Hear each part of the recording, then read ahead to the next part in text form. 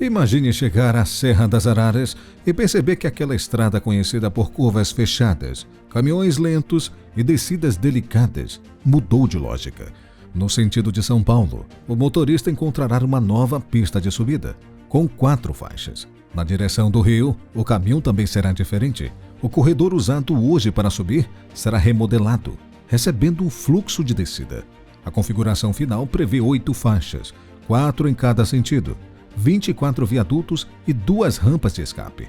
A velocidade prevista passa a 80 km por hora e a expectativa oficial é reduzir o tempo de percurso em até 25% na subida e 50% na descida. Mas talvez a mudança mais curiosa esteja justamente onde poucos olham. Então, qual pista vai para onde? O que acontecerá com a antiga serra? E por que será possível atravessar esse trecho com uma velocidade muito maior? Fique com a gente nos próximos minutos e entenda como vai funcionar a nova Serra das Araras, quando todas as obras terminarem. Para compreender a transformação, esqueça por alguns instantes máquinas, detonações e percentuais de avanço. O foco agora é o desenho final. Atualmente, a Serra das Araras funciona com 2 faixas para subir e 2 para descer. Quando o projeto estiver concluído, serão 4 faixas por sentido, além de acostamentos internos e externos. Mas a mudança vai além de simplesmente alargar as pistas atuais, muito além. Para quem viaja do Rio de Janeiro em direção a São Paulo, está em construção uma nova pista ascendente, com cerca de 8 quilômetros. Já no sentido do Rio, ocorre algo menos intuitivo. A atual pista de subida será adaptada e transformada na futura pista de descida. Então você me pergunta, e a estrada que hoje funciona como descida? Bom, segundo o Plano Básico Ambiental, ela será desativada para o tráfego regular. Na prática, os 2 sentidos deixarão de ocupar os mesmos corredores usados hoje. É uma reorganização completa da serra. Uma nova pista assume a subida, enquanto a atual subida passa a integrar a futura descida, quando todo o projeto terminar. Contudo, saber qual pista será usada em cada sentido ainda não explica como será atravessar a serra. Para isso, primeiro precisamos acompanhar a viagem em direção a São Paulo. Imagine agora que você saiu do Rio e segue pela Dutra em direção a São Paulo. Ao chegar à Serra das Araras, em vez de entrar no corredor atual, o fluxo será conduzido para uma nova pista de subida, com cerca de 8 quilômetros, 4 faixas de rolamento e acostamentos. Mas a principal diferença não está na quantidade de faixas, está na geometria. Hoje, a rodovia acompanha um relevo difícil, com curvas sucessivas e características herdadas de um traçado concebido para veículos muito diferentes dos atuais. Na nova pista, o projeto prevê apenas 17 curvas, todas com raios superiores a 230 metros. A inclinação média será de cerca de 5,2%, enquanto a rampa máxima chegará a 6%. É aí que entram os viadutos. Dos 24 previstos na serra, parte significativa está justamente na subida. Em vez de obrigar a estrada a acompanhar cada dobra da encosta, essas estruturas permitem criar trajetórias mais diretas sobre vales e irregularidades do terreno. Em alguns pontos, portanto, a Dutra deixará de simplesmente contornar a montanha e passará a atravessar o relevo sobre estruturas elevadas. Isso ajuda a explicar outro número importante: 80 km por hora. Para permitir essa velocidade, o programa de exploração da rodovia estabelece parâmetros específicos. As faixas devem ter pelo menos 3,60 metros de largura e o acostamento externo, 3 metros, e o interno, 1,50 metro. O raio mínimo das curvas horizontais é de 230 metros e a distância desejável de visibilidade para parada segura chega a 155 metros. O documento estabelece ainda a velocidade diretriz mínima de 80 km por hora, ou seja, primeiro muda a geometria, depois muda a velocidade que essa geometria permite.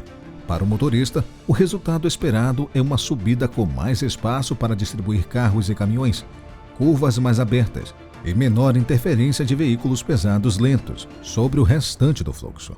Só que chegar ao alto da serra resolve metade da história. Na direção contrária, a transformação é ainda mais interessante, porque envolve reaproveitar uma estrada que hoje leva os veículos exatamente para o outro lado. Agora vamos entender a viagem.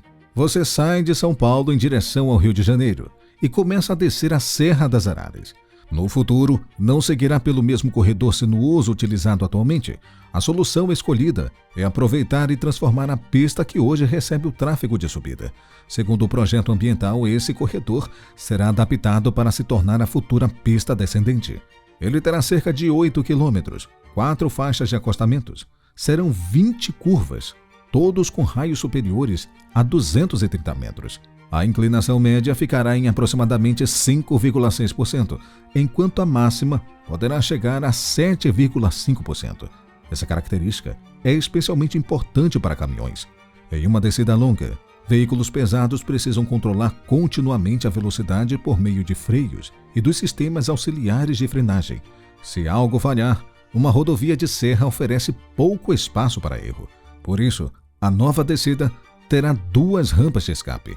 O programa de exploração da rodovia determina que cada área tenha pelo menos 180 metros de comprimento e 5 metros de largura. A caixa poderá atingir até 1 metro de profundidade e deverá ser preenchida com sinazita, um tipo de argila expandida, ou material com eficiência igual ou superior na frenagem. Quando o caminhão perde a capacidade normal de frenagem e entra nesse dispositivo, a resistência do material ajuda a dissipar sua velocidade até pará-lo. E há um detalhe importante: as áreas deverão ser homologadas para receber em emergência veículos a velocidades de até 110 km por hora. Em reunião da comissão tripartite, a Rio-SP acrescentou outra informação: os 5 metros de largura permitirão que, em uma situação extrema, um segundo veículo consiga entrar pela lateral, mesmo se o outro estiver parado na rampa. A retirada do primeiro deverá ser priorizada para reduzir o tempo de ocupação. Isso muda a lógica de segurança da descida. Atualmente, uma falha grave de frenagem pode fazer o caminhão seguir por várias curvas até terminar em tombamento ou colisão. No futuro, haverá 2 áreas específicas para retirar esse veículo do fluxo principal e pará-lo com mais segurança. Mas as rampas são apenas parte do sistema.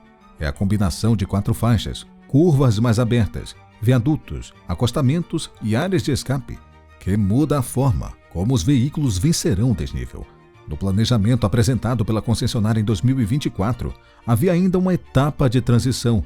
Após a conclusão da nova subida, o fluxo sentido São Paulo seria transferido para ela, enquanto a descida continuaria temporariamente pela pista antiga, até a conclusão do novo corredor descendente.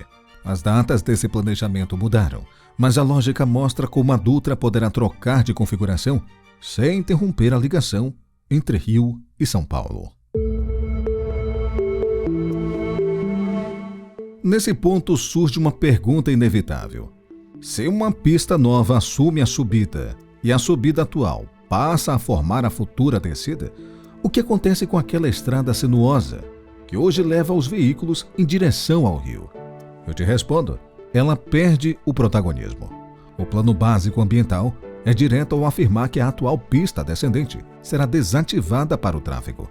O documento também registra que todo o fluxo será transferido para a futura pista descendente, instalada no corredor que atualmente funciona no sentido de subida. Mas desativar o tráfego regular não significa necessariamente abandonar fisicamente a estrada. Em reunião com representantes da Agência Nacional de Transportes Terrestres, a ANTT, a Rio-SP explicou que a pista permaneceria sob gestão da concessionária. Ou seja, ela poderá ser utilizada por veículos operacionais e, em situações de contingência, servir como rota alternativa. Depois de décadas funcionando como uma das 2 artérias principais da Dutra na Serra das Araras, o traçado mais sinuoso deixa de carregar normalmente o fluxo entre São Paulo e Rio. A estrada continua ali, mas muda de função. E quando isso acontecer, a nova serra não terá apenas ganhado faixas. Ela terá reorganizado completamente a maneira como os 2 sentidos atravessam a montanha. Depois de entender as pistas, fica mais fácil colocar os ganhos previstos em perspectiva. Hoje, a referência divulgada para a circulação na serra é de cerca de 40 km por hora. Na nova configuração, a ANTT e a concessionária trabalham com 80 km por hora. A expectativa é reduzir o tempo de percurso em até 25% na subida, no sentido de São Paulo, e até 50% na descida, no sentido do Rio de Janeiro. Esses números são projeções do empreendimento. Congestionamentos, acidentes, clima e volume de tráfego continuarão influenciando o tempo real. A mudança mais concreta está na capacidade da rodovia. Com 4 faixas em cada direção, um caminhão mais lento deixa de dividir apenas 2 faixas com todo o restante do fluxo. Além disso, veículos de grandes dimensões passam a contar com uma geometria mais compatível com o transporte rodoviário atual.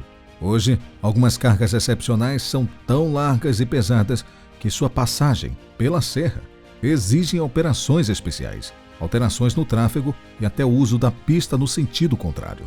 Em janeiro de 2026, por exemplo, um conjunto transportador com 106 metros de comprimento, mais de 6 metros de largura e 647 toneladas precisou de uma operação específica para atravessar o trecho.